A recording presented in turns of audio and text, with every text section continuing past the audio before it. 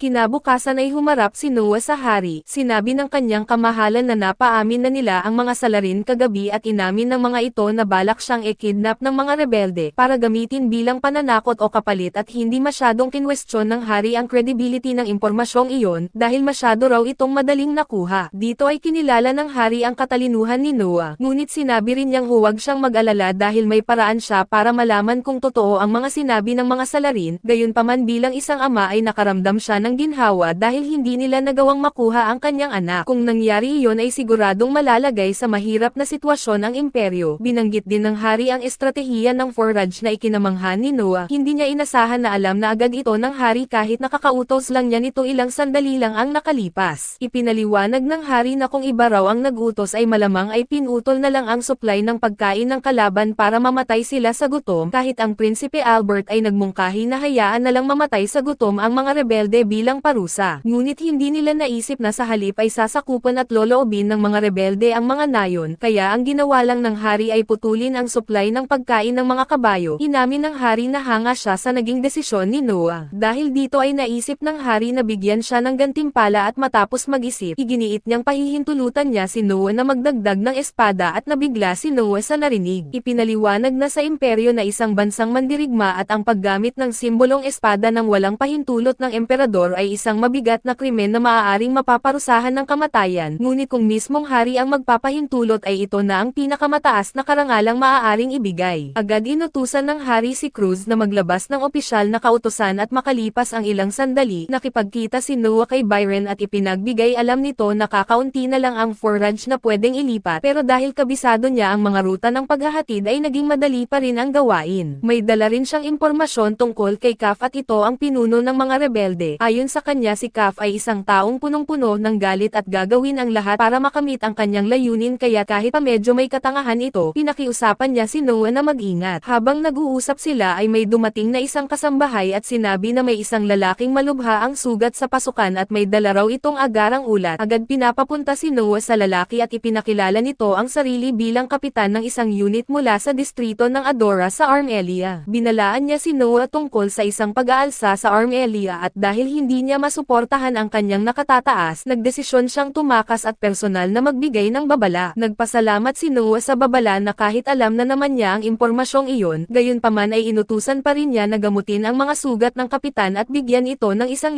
reins bilang gantimpala. Nagulat si Byron dito at nang sila na lang dalawa ay tinanong niya si Noah kung bakit niya ginawa iyon dahil wala na namang silbi ang impormasyong ibinigay at inamin ni Noah na tama siya, pero ang katotohanan na isinusugal ng kapitan ang kanyang buhay para magbigay ng babala ay sapat na dahilan para gantimpalaan siya at sumang-ayon si Byron. Maya-maya habang nagbabasa si Noah sa kanyang opisina ay biglang pumasok si Soy at bumagsak sa sahig. Nilapitan siya ni Noah at tinanong kung ano ang nangyari at ipinakita ni Soy ang isang supot na may lamang 500 reins. Sinabi na ibinigay iyon ng isang hindi kilalang lalaki. Ayon dito ay makukuha niya ang gantimpalang iyon kung mapapainom niya si Noah ng isang bote ng pampatulog. Inisip ng bata na balak siguro nilang ilagay iyon sa kanyang inumin para mawalan siya ng malay at dahil alam niyang ang mga rebelde ang may plano nito, tinanong niya si Soy kung bakit niya ito dinala sa kanya. Sumagot si Soy na ayaw lang talaga niyang ipagkanulo siya at nagpasalamat din siya sa tulong na ibinigay nito sa kanyang ina at sa kanilang nayon, ngunit umamin siyang umiiyak na pinagbantaan siya ng hindi kilalang lalaki na papatayin siya kapag hindi niya ginawa ang utos. Pero dahil hindi niya kayang ipagkanulo si Noah ay dinala niya na lang ang mga barya at ang pampatulog. Hindi agad umiimik si Noah at sa halip ay nagsulat ng isang nota at pagkatapos nito, binigyan niya si Soy ng gantimpala. Sinabi niya na kung ang mga walang hiya ay sinubukan na bilhin ang kanyang pagtataksil sa halagang 500 reins bilang isang mabuting Panginoon ay dadagdagan niya ito ng 1 zero pero huwag mag-alala, hindi sa kaliwa kundi sa kanan para mas malaki ang gantimpala sa kanyang katapatan. Sinabi ni Soy na hindi niya ito maaaring tanggapin pero pinilit ni Noah na kunin niya ito. Napaiyak si Soy sa pasasalamat sa kanyang kabutihang loob at pagkatapos nito, binanggit ni Noah na may kailangan siyang gawin ni Soy para sa kanya. Binanggit niya na inumin niya ang pampatulog at hiniling na ibigay ito kapag siya ay nawalan na ng malay. Kahit umutol si Soy sa huli ay pumayag din siya at inutusan din siya ni Noah na magtago dahil maaaring patahimikin siya ng mga kalaban at nag-alangan si Soy at tinanong kung ano ang balak niyang gawin. Ilang sandali pa ay nakita na lang natin si Noah na nagising sa isang kakaibang lugar. Narinig niyang pinag-uusapan ng mga bandido ang plano na saksakin siya gamit ang isang kakaibang maikling espada, ngunit dahil dahil sinabi raw ni Ginoong Kaf na gamitin lamang iyon bilang huling paraan at nagpa siya silang huwag muna siyang saktan. Matapos marinig ang lahat ay mabilis niyang inunawa ang sitwasyon at alam niyang nakagapos ang kanyang mga kamay at paa, kaya kinuha niya ang espadang itinago niya sa kanyang tainga at dahil hindi rin nila tinanggal ang kanyang singsing, ginamit niya ito para putulin ang mga tali. Napansin niyang nasa likuran siya ng isang karwahe at una sa lahat, hiniling niya kay Leviathan na ipakita sa kanya ang mga alaala at dito natin nakita na matapos siyang mawalan ng malay dahil sa pampatulog, pumasok ang mga bandido para itali siya. Nakaligtas si Soy at nakatakas sa oras at hindi na siya hinabol para hindi mahalata ng mga gwardya. Pagkatapos ay isinakay si Noah sa karwahe at dinala palayo at matapos malaman ang lahat, tumayo si Noah at hinarap ang mga bandido. Ang mga ito ay nagkakampo lang na parang walang nangyari at may isang bandido na nagtanong kung sinong tanga ang nagtali sa kanya ng mali. Walang takot na lumapit ang mga ito kay Noah at tinanong siya kung gusto niyang lumaban. Pinaalalahanan siyang ang kapatid niya ang nagligtas sa kanya noon pero ngayon ay mag-isa na lang siya. Ngunit sa isang iglap ay pinatahimik ni Noah ang madaldal na bandido gamit ang isang atake at nagulat ang lahat. Giit ni Noah na sayang lang ang oras nila dahil hinayaan niyang madukot siya sa pag-asang may makukuhang mahalagang impormasyon.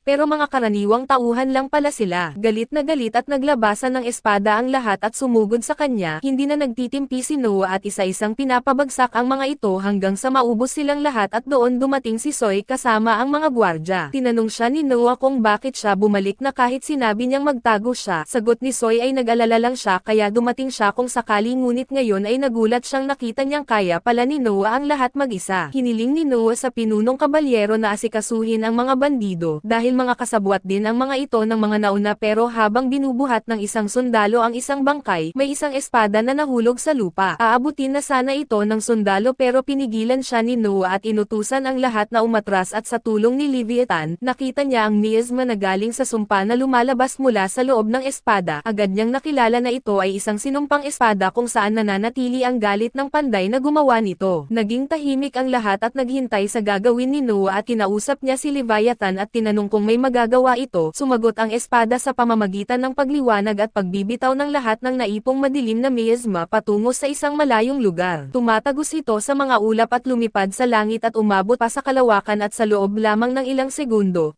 Narating nito ang destinasyon nito at tinamaan ang noo ng taong gumawa ng espada na siya ring pinuno ng mga rebelde at sa ganitong paraan, madaling napatay si Ginoong Kaf. Kinabukasan ay muling nakipagkita si Noah sa hari at muli siyang pinuri ng hari sa kanyang nagawa at tinanong kung ginamit ba niya ang kanyang espada para sa tagumpay na iyon. Kinumpirma ito ni Noah at ipinaliwanag na ginamit niya ang galit na nasa maikling espada bilang palatandaan at itinuro ang may-ari nito gamit ang isang malayuang atake ni Leviathan. Pagkatapos ng kamatayan nito at agad na napigil ang rebelyon sa Armelia sa tulong ni Henry at doon nagtapos ang problema. Makikita natin si Noah na nasa isang opisyal na pagpupulong kasama ang hari at ang iba pang maharlika ng kaharian upang talakayin ang mga sangkot sa rebelyon. Dahil sa init ng ulo, inutusan ng hari na maghanda ng mga baka at kabayo at idineklara na ipapahila-hila at papatayin ang lahat ng may sala at pinuri siya ng lahat sa kanyang desisyon, ngunit si Noah na may lakas ng loob ay agad na tumutol at natahimik ang buong bulwagan. Hiniling ng hari ang kanyang paliwanag at agad ipinaliwanag ni Noah na ang parusa ay dapat sumunod sa batas at ayon sa batas,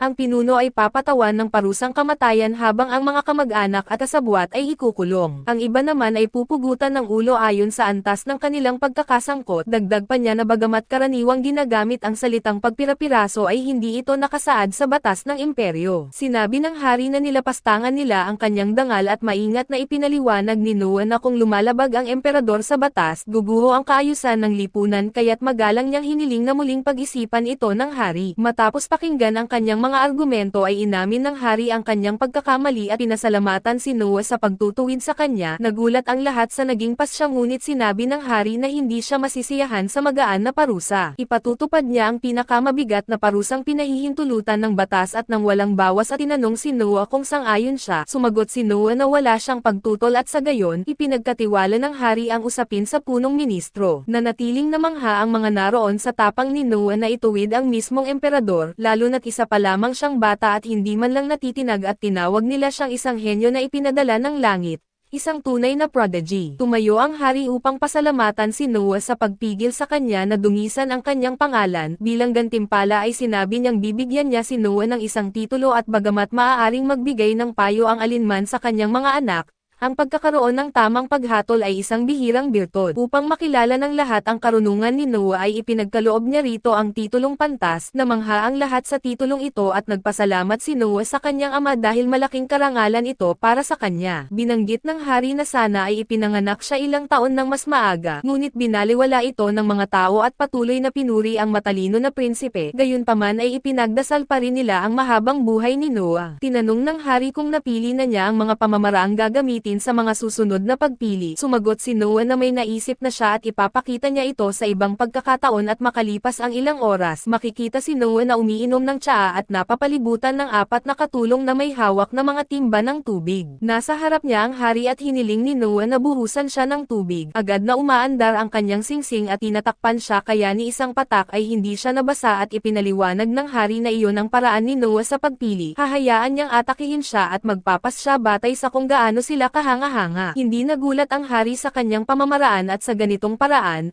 hindi siya masyadong mapagod at kakayanin niyang tiisin ang buong proseso kahit may panganib na may makabasag ng kanyang depensa pero handa si Noah na tanggapin ang panganib na iyon. Ibinunyag din niya na handa siya sakaling may humarap na napakalakas na kalaban. Namangha ang hari at napangiti sa tapang ng kanyang anak na tunay na karapat-dapat sa titulong pantas na prinsipe. Kalaunan ay makikita ang hari kasama ang punong ministro. Binanggit nito ang sandaling sinabi ng hari na sana ay ipinanganak ka ng mas maaga at tinanong kung hindi ba siya lumalagpas. Ngumiti lamang ang hari at ipinaliwanag na walang masama sa payo ng kanyang anak, lalo na't natalo nito ang kalaban ng hindi man lang humakbang sa larangan ng digmaan kahit pa ito ay isang bagay na hindi pa nangyayari noon. Dagdag pa niya na gaya ng inaasahan niya at ang espada ni Noah ay may nakakatakot na kapangyarihan. Tinawag niya ang alalay na si Cruz at inutusan itong dalhin iyon at ipinaliwanag ng hari na ayon sa alamat ay hindi dapat sirain ang tunay na selyo ni Leviathan, ngunit naniniwala siyang baka hindi ito magawa at malaki ang tiwala ng hari rito. Kung gusto mong malaman ang kasunod na mangyayari, panoorin ang mga video na lumalabas sa inyong mga screen at mag-subscribe upang hindi ninyo makaligtaan ang susunod na bahagi.